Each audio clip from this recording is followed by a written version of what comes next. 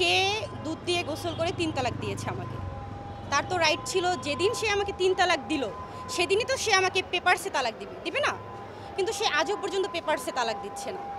সে উল্টা আমাকেই বলছে তুমি ডিভোর্স দাও, তালাক তো তুমি দিয়েছো, তাহলে আমি কেন দিব? আচ্ছা ঠিক আছে, আমি ডিভোর্স দিলাম, তুমি যেহেতু আমার কাছ থেকে ডিভোর্স চাচ্ছ, ইসলামী শরিয়াতে আমি তোমার কাছ থেকে তালাক পেয়েছি, যেহেতু আমি একজন ইসলাম মেনে চলি, একজন নারী, সেই ক্ষেত্রে সে আমাকে 3 তালাক দেওয়ার পর আমি ঠিক আছে, আমি আমার মতো, সে তার মতো। কিন্তু সে কিন্তু আমাকে কাগজ কলমে তালাক দেয়নি, ইভেন সে আমাকে কাবিননামাটাও দিচ্ছে না।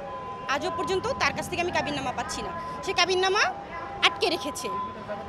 যেহেতু সে কাবিননামা আটকে রেখেছে, সেক্ষেত্রে আমি কিভাবে তাকে ডিভোর্স দিব? কাবিননামা তো আমার প্রয়োজন, আমার বিয়ের ডেট প্রয়োজন, কাবিননামা প্রয়োজন। সে আমাকে কাবিননামাও দিচ্ছে না, সে নিজেও ডিভোর্স দিচ্ছে না। সে এটা বলছে যে আমি এখন বিয়ে করতে পারবো, আমি আমার মতো চলতে পারবো, কিন্তু তুমি পারবে না, তুমি আটকে থাকবে। সেটাই হচ্ছে, আমি আমার মতো কাজ করতে পারছি না, আমি আমার মতো জীবন জীবিকা করতে পারছি না। আমাকে আমার স্বাধীনতা সে হরণ করছে, আমাকে সে ঘর বন্দি করে রাখছে। সে ঠিকভাবে না আমার ভরণ পোষণ দিচ্ছে, না ঠিকভাবে সে আমার খবর নিচ্ছে, আবার সে আমাকে ঘরবন্দিও করে রাখছে। সে তালাক দেওয়ার পর তার উচিত ছিল আমাকে ডিভোর্স করে দেওয়া কাগজ কলমে, কিন্তু সে সেটা করছে না। তো এর আগেও সে আমাকে নিয়ে অনেক হ্যারাস করেছে, অনেক সাইবার বুলিং করেছে। তার বিরুদ্ধে আমি অ্যাকশন নিতে চাচ্ছি, আইনগতভাবে ব্যবস্থা নিতে চাচ্ছি।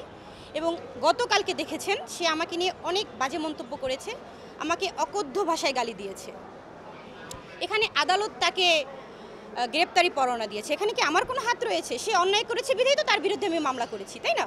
কোর্ট অবমাননা করেছে, সে কোর্ট অবমাননা করেছে, যার কারণে তার বিরুদ্ধে গ্রেপ্তারির পরোয়ানা জারি হয়েছে। এখানে আমার অপরাধ কি? সে আমাকে নিয়ে কেন গালিগালাজ করলো?